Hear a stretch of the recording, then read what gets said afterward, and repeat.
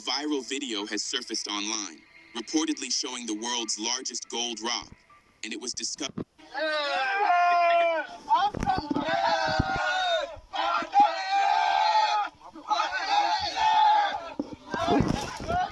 Just last week, we explored a breaking story about tantalum, a newly discovered mineral in Ghana that had scientists and investors buzzing. But before that excitement could even settle, something else has exploded onto the scene. A viral video has surfaced online, reportedly showing the world's largest gold rock, and it was discovered by a group of teenagers in Ghana. The footage is raw, unfiltered, and electrifying. Young men, some barely old enough to vote, are seen huddled around a massive gold nugget, their faces beaming with disbelief and pride.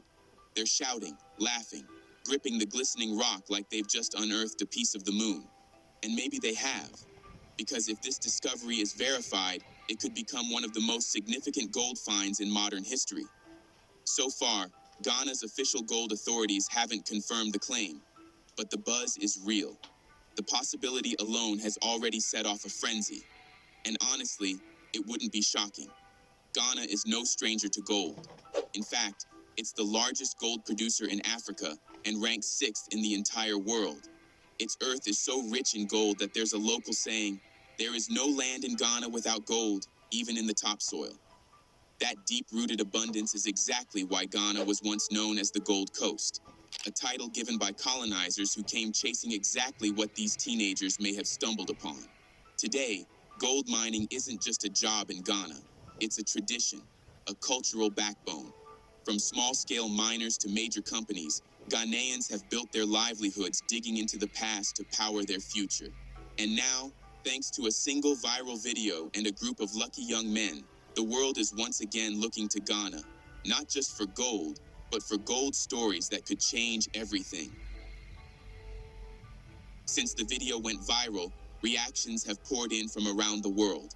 Many viewers are cheering these young men on, calling them heroes, pioneers, even symbols of hope. But not everyone is celebrating.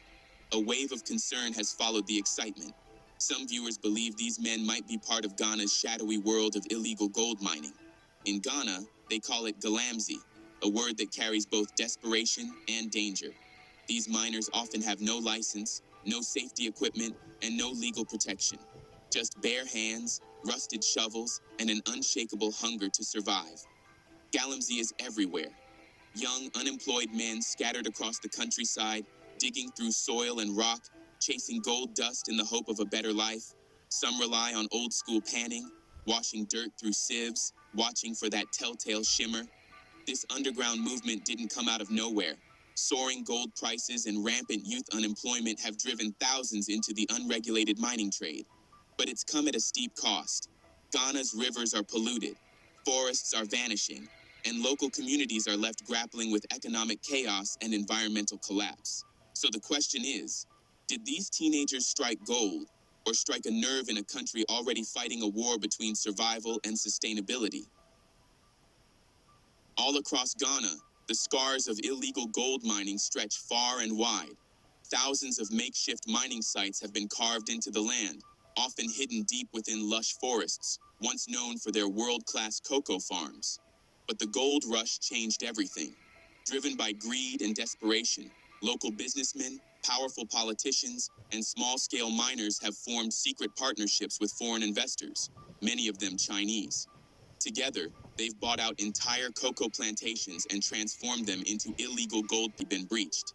And while Ghana remains the world's second-largest producer of cocoa, its farmers see barely a fraction of the profits from the global chocolate industry, because the land that once grew cocoa now bleeds gold. But the damage doesn't stop with lost farmland. Illegal gold mining is tearing apart Ghana's ecosystems piece by piece. Once fertile lands are now barren wastelands. Thick forests, once home to rich biodiversity, have been stripped away. And the rivers, poisoned. To mine gold, you have to dig. But to extract it, you need chemicals. And those chemicals, like mercury, don't just vanish. Last year, Ghanaian artist Israel Derek Apidi, better known as Enil Art, took a trip to the Pra River, 125 miles west of Accra. He was joined by his friend Jay Sterling. What they saw was horrifying. The river wasn't clear. It wasn't even murky. It was thick, so discolored with gold sediment and chemicals that Israel said he could literally paint with it. Locals living along the river remember a different time. They say the water used to be crystal clear, so clean you could spot fish and even crocodiles gliding beneath the surface. Today, it's a yellowish-brown stream of toxicity. Dr. George Manful, a former senior official at Ghana's Environmental Protection Agency, put it plainly. Mercury from illegal mining can linger in the water for up to 1,000 years. The rivers are no longer safe. The water isn't just undrinkable, it's dangerous. Outraged, citizens across Ghana took to the streets. They marched, they chanted, they demanded an end to Galamsey and real protection for their land. But instead of action, they were met with arrests. Under President Akufo-Addo's leadership, dozens of protesters were detained, accused of illegal gatherings. The government later claimed it was cracking down. In September 2024, it announced that 76 people had been convicted for illegal mining, 18 of them foreign nationals. Over 850 more are still facing prosecution.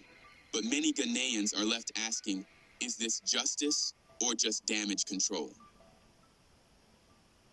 But for many on the ground, the arrests mean nothing. The illegal mining continues. The rivers keep dying. The land stays poisoned. One farmer, her voice heavy with frustration, chose to remain anonymous. She's scared, not of the miners, but of the power behind them. When I see the military arresting poor villagers, she said, it feels like a show. The real players, they're not digging with shovels. They're sitting in air-conditioned offices, making millions. And she may be right, because this crisis isn't just about desperate youth with gold fever. It's about a system, one fed by global gold prices that keep soaring higher. That hunger for gold has turned Ghana into a hotspot for an underground empire. Once mined, the gold disappears, smuggled out, quietly and efficiently. Many believe it ends up in places like the United Arab Emirates, China, and India, mixed with legal gold, refined, and sold into global markets without a trace. But it's not just gold prices fueling the boom. Ghana is also grappling with its worst economic crisis in decades. Unemployment is skyrocketing. Prices are climbing.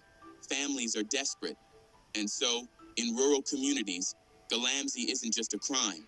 It's a job, a lifeline. Miners can earn up to $125 a week, more than many official salaries. Syndicates know this. They exploit it, and the illegal industry grows stronger every day. When President Akufo-Addo came into office in 2017, he made bold promises. He acknowledged what everyone already knew, that politicians, businessmen, even members of the security forces were neck-deep in Galamsey. He pledged to stop them, to restore the rivers, to offer real alternatives to the youth. But nothing changed. In fact, it got worse. Only when his presidency was on the line and protests flooded the streets did he finally act. Naval boats were deployed, emergency crackdowns ordered, but many saw it as too little, too late. Even members of his own party weren't expecting real enforcement. Why? Because the truth was uncomfortable. In the mining districts, where Galamsey runs deep, the illegal economy had become a political weapon, and with elections approaching, cracking down on Galamsey meant risking votes. So the land kept bleeding, while the silence of power grew louder. And there, in a twist of fate, the ruling party lost the election, and rising from the political ashes came a familiar face, former President John Dramani Mahama.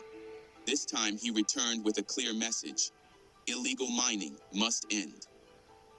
During his campaign, he promised to take bold, direct action against Galamsey. And now, just months into his new term, he's making good on that promise. The first strike? A ban on unregulated gold trading. Under the new law, all gold transactions must go through a government-controlled board. No license, no sale. It's that simple. For illegal miners, this changes everything. They can dig all they want, but without a license, they can't move their gold. If they try to sell it through official channels, they'll be exposed and prosecuted. If they try to go around the system, they risk being cut off from the market entirely.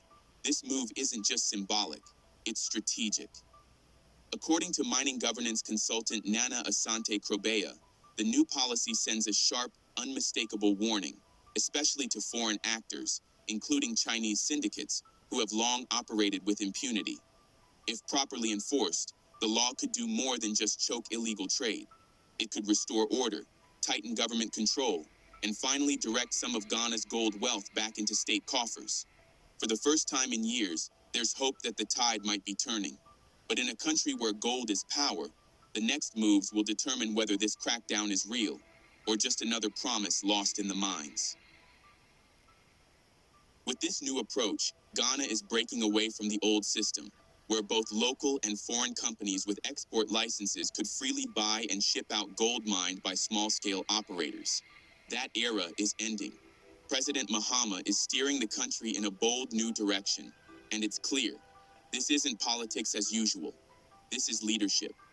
Much like Burkina Faso's Ibrahim Traoré, Mahama is proving himself to be a different kind of African leader. One who listens, one who acts, one who doesn't just campaign with promises, but delivers them. It's no surprise that he and Traoré have found common ground. They share a vision of an Africa united without borders. Imagine it. Instead of selling off Africa's treasures to the West for scraps, African nations could trade among themselves.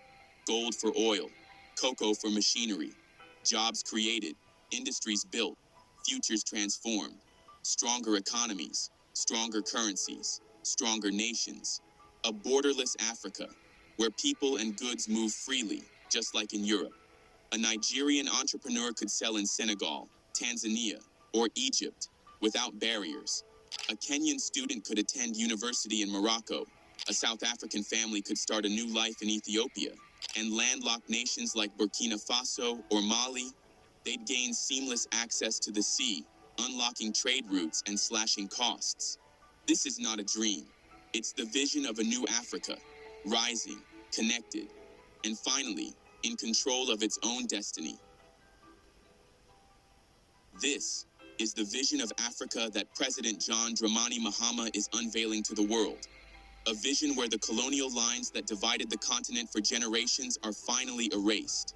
A vision of unity, of strength, of African nations standing not apart, but together. He's made this message clear on global stages like the Africa Prosperity Dialogue and the African Union Summit in Addis Ababa. And his words are unwavering. Africa must stop seeing itself as a patchwork of separate states. It must begin to function as one massive, interconnected economy, just like the European Union. And the stakes? Enormous. If African nations fully embrace a single market under the African Continental Free Trade Area, the continent could unlock an astounding $3.4 trillion in economic potential. That's not just a number.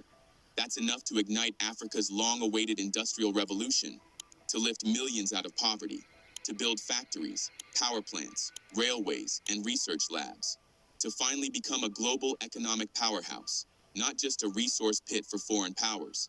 But to reach that future, Africa must make a choice.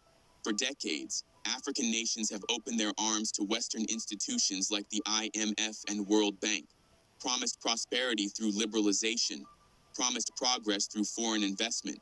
But those promises were hollow. Instead of fueling industrial growth and economic independence, these policies left many African countries stuck, dependent, underdeveloped, and at the mercy of foreign corporations and lenders. President Mahama is calling for a new path, one where Africa invests in itself, trades with itself, believes in itself, because real power doesn't come from aid, it comes from unity. And for the first time in generations, that unity feels within reach. For far too long, foreign investors have played a dangerous game in Africa. They come with promises of jobs, development, and progress. But what they often leave behind is something else entirely: destruction, dependency, and loss. They've exploited weak institutions, exploited outdated laws, exploited the desperation of nations struggling to find their footing. And nowhere is this clearer than in Ghana. For decades, Ghana's gold industry has been dominated by foreign corporations, many of them shielded by legal loopholes and political connections. They mined billions from the soil, while the government watched its revenue vanish. Worse still, their presence helped fuel the rise of illegal mining. As big corporations took the lion's share, desperate locals were pushed to the margins to dig illegally, dangerously, and chaotically. It's been a slow erosion of control, of sovereignty, of dignity. But now, Ghana is fighting back. With the new law, the government is finally taking back control of its gold. It's cutting out the black market, stripping power from foreign syndicates, and most importantly, it's rewriting the rules. And this shift isn't happening in isolation. Across the Sahel, countries like Burkina Faso are doing the same, reclaiming their mines, guarding their borders, protecting their futures.